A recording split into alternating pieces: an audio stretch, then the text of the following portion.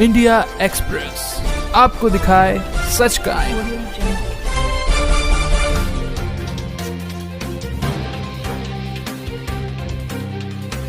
मैं हूँ आरजे गोल्डी और न्यूज़ चैनल में मैं एज अ न्यूज़ एंकर काम करती हूँ।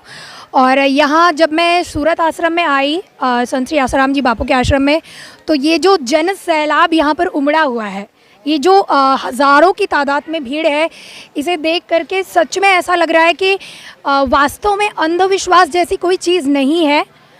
पब्लिक जो है, जनता जो है, साधक जो हैं, उनको कहीं ना कहीं वो चीज़ें मिल रही है, तब वो यहाँ पर आ रहे हैं। आप सोचिए ना, अंधविश्वास कितने दिन काम करेगा?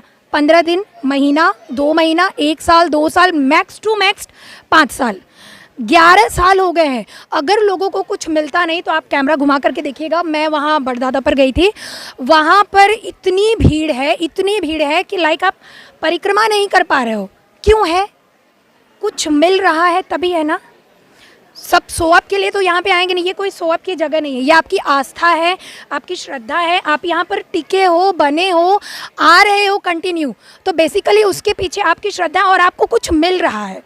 यूनिवर्स में आप सभी जानते हैं कि जितने भी लोग हैं, जो भी है, चाहे वो आस्तिक हो या नास्तिक हो, कहीं ना कहीं वो अपना बेनिफिट देखता है, उसको कुछ मिलता है तभी वो वहाँ पर जाता है। बेसिकली कोई भी अपने लॉस के लिए कुछ नहीं करता है। ये चीज़ आप अग्री करते हो ना? लेकिन कुछ लोग तो बोलते हैं कि बापूजी गलत हैं, बापूजी के आश्रम में गलत होता है। बात ये है कि आप क्या सुनना पसंद करते हो। आप निगेटिविटी ऑब्जर्व कर रहे हो या पॉजिटिविटी ऑब्जर्व कर रहे हो? जहां आप ये सवाल कर रही हैं मुझसे कि कुछ लोग बोलते हैं कि बापूजी गलत है या बापूजी ने गलत किया है, वहीं पर अगर मैं आपको नाम गिनाऊं जाने माने संतों की, आदि गुरु शंकराचार्य जी को ले लीजिए, आप प्रेमानंद जी महाराज को ले लीजिए, आप बागेश्वर धाम वाले बाबा जी को ले लीजिए, क्या इन सभी ने अपने सत्संग में, अपने प्रवचन में संत श्री आसाराम जी का नाम नहीं लिया है कि वो निर्दोष है, उनको क्यों कारावास में रखा है? और अगर मैं एक नॉर्मल पर्सन की भी बात लूँ कि जैसे बहुत जाने माने हैं, बहुत उनका नाम है और उनको किसी न किसी आरोप में आजीवन कैद की सज़ा सुना दी है, ओके, देन उसके बाद ये चीज़ देखा जाता है कि अगर जो कैदी है जिसको आजीवन कारावास की सज़ा सुनाई गई है, उसका व्यवहार अगर अच्छा रहता है तो उसकी जो सज़ा है वो मुआफ़ कर दी जाती है। बट ये चीज़ ओल्डर एज होने के बावजूद भी आसाराम जी बापू पर क्यों लागू नहीं हो रही है? क्यों लोगों का नज़र वहाँ पर नहीं जा रहा है? क्यों कोई आवाज़ को सुन नहीं रहा है? बिकॉज वो सुनना नहीं चाहते हैं। जिस तरीके से आप यहाँ पर सवाल करें, जिस तरीके से मैं जवाब दे रही हूँ, जिस तरीके से लोग यहाँ पर सुन रहे हैं, क्यों? क्योंकि ये इंटरेस्टेड हैं, ये चाहते हैं कि जहाँ गलत हो रहा है वहाँ पर कोई तो हो जो गलत के खिलाफ आवाज़ उठाए। तो वैसे ही जब तक ह्यूमैनिटी में एकता नहीं आएगी, जब तक लोगों में बॉन्डिंग नहीं आएगी, तब तक ये आवाज़ कहीं ना कहीं गवर्नमेंट अनसुना करती रहेगी। तो मैं बस यही कहूँगी कि जितने भी लोग हैं, जो आसाराम जी के साधक हैं वो भी, और जो नहीं है वो भी, एटलीस्ट एक ह्यूमैनिटी के लिए आप देखो ना, आप कॉमन सेंस लगाओ कि 11 साल से जेल में हैं संत श्री आसाराम जी, तो उनका व्यवहार कैसा है? ठीक है, उनके अंदर कुछ ना कुछ वाइब्स है, कोई ना कोई सत्ता है, कोई ना कोई एनर्जी है, तब तो लोग कनेक्टेड हैं। बहन, बापूजी के गुरुकुल में ही पढ़ने वाली एक लड़की ने आरोप लगाया कि हमारे साथ गलत होता है, उसके बाद भी आज भी संत श्री आसाराम जी बापूजी का समर्थन कर रही हो। अब देखिए, बात तो मैं ये कहूँगी कि वही चीज़ है कि जैसा कि इन्होंने कहा कि जिसने आरोप लगाया, ठीक है, अगर उसके साथ ये छेड़छाड़ हुई थी, अगर उसके साथ ये घटना हुई थी, तो वो क्यों आश्रम में? पहली बात। सेकंड, कि आरोप जिस तरीके से पूरा, अगर आप केस ओपन करके देखते हैं तो बच्ची के साथ जो हादसा हुआ उसके महीनों बाद, सालों बाद वो आती है, उसको रियलाइज़ होता है, मतलब जब उसके साथ हादसा होता है तब उसको ये एहसास नहीं होता कि अरे मेरे साथ गलत हुआ, मेरा रेप करने की कोशिश की, मेरे साथ ज़बरदस्ती करने की कोशिश की। उसको 1 साल 2 साल बाद ये रियलाइज़ होता कि अच्छा, इतने साल पहले मेरे साथ ऐसा किया गया था। तो आप इससे थोड़ा तो सोचिए ना कि अगर उसके साथ गलत हुआ होता तो वो तुरंत स्टैंड लेती। इतने साल बाद अगर वो बता रही कि हाँ ऐसा हुआ वैसा हुआ, तो जाहिर सी बात है भाई, पीछे किसी ना किसी का हाथ है। सेकंड चीज़, बापूजी के ऊपर ये सारे केसेस लगाने के पीछे का सबसे बड़ा कारण है कि बापूजी सबसे पहले वो संत बने जिन्होंने बहुत सारे लोगों को हिंदू धर्म में बने रहने दिया। जो हैं तो हिंदू धर्म के, लेकिन अदर जो भी रिलीजियस के लोग हैं वो क्या करते हैं कि वो धर्म परिवर्तन करवा देते हैं। आप किसी भी धर्म को ले लीजिए, मैं किसी भी बेसिकली यहाँ पर नाम नहीं लेना चाहूँगी बिकॉज एवरीवन नोज़, ओके।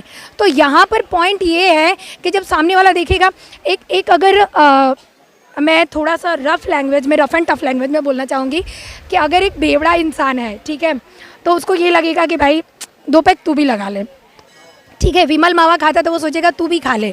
साधक सोचेगा कि थोड़ा सा नाम जब आप भी कर लो। वैसे ही जो अदर रिलीजियस वाले हैं वो सोचते हैं कि नहीं, भले ये हिंदू हैं पर ये हमारे धर्म में परिवर्तित हो जाए। और वो चीज़ें कहीं ना कहीं संत श्री आसाराम जी बापू रोक रहे थे, वो अपने धर्म के प्रति जागरूक कर रहे थे। हिंदू धर्म जितनी तेज़ी से संत श्री आसाराम जी बापू के सत्संग और प्रवचनों से बढ़ना स्टार्ट हुआ था, आज की डेट में सोशल मीडिया, आज की डेट में पिछले लास्ट 4 to 5 ईयर की अगर मैं बात करूं तो ये इतना डेवलप्ड हुआ है। उसके पहले जब सोशल मीडिया नहीं थी, जब लोगों के हैंड में मोबाइल और ये इंटरनेट का सुविधा इतना अवेलेबल नहीं था, ये चीज़ें इतनी डेवलप नहीं थी, तब भी आप बापू का सालों पुराना सत्संग उठा के देखिए, क्या भीड़ होती है। मतलब क्यों होती है? क्या आप सबको पागल बोल दोगे? आप किसी एक को पागल बोलोगे, 10 को बोलोगे, 20 को बोलोगे, 50 को बोलोगे, ये लाखों की पब्लिक जो है ये सारी पागल है? नहीं। और जितने भी लोग ये हैं कि जो कहते हैं कि अरे ये तो संत श्री आसाराम जी बापू के लिए बोल रहे हैं, उन्होंने तो ऐसा किया था, मैं बस उनसे इतना कहना चाहूँगी कि जब आप लोगों के लिए, आप बॉलीवुड पे मैं थोड़ा सा और टाइम लूँगी कि अगर बॉलीवुड इंडस्ट्री की तरफ आप नज़र डालिए तो मोस्टली जो फिल्में बनाई जाती हैं वो किस बेस पर बनाई जाती हैं? हमेशा आपको भगवान का खिलवाड़ होते हुए दिखाया जाएगा, हमेशा आपको किसी ना किसी संत या साधु को टारगेट करते हुए दिखाया जाएगा कि अरे ये बहरूपिया होते हैं, ये सिर्फ पैसे के लिए सब कुछ करते हैं, ये लोगों की भावनाओं के साथ खेलते हैं। शुरुआत तो वहीं से हो गई है हिंदू धर्म को ख़राब करने की। सेकंड चीज़ आते हैं न्यायपालिका पे कि जब लोगों के साथ में जो भी लोग कैदी हैं जिनके ऊपर आरोप साबित हो चुके हैं, ठीक है, उनको अगर आजीवन कारावास दिया गया है, उनका व्यवहार अच्छा होने के बाद आप उनको रिहा कर देते हो, तो इतनी ज़्यादा उम्र होने के बाद, जबकि आरोप अभी सिद्ध भी नहीं हुआ है, आप एक बार केस ओपन करके देखिए ना, आपको केस में कुछ नहीं मिलेगा, नथिंग, फिर भी हैं तो क्यों हैं?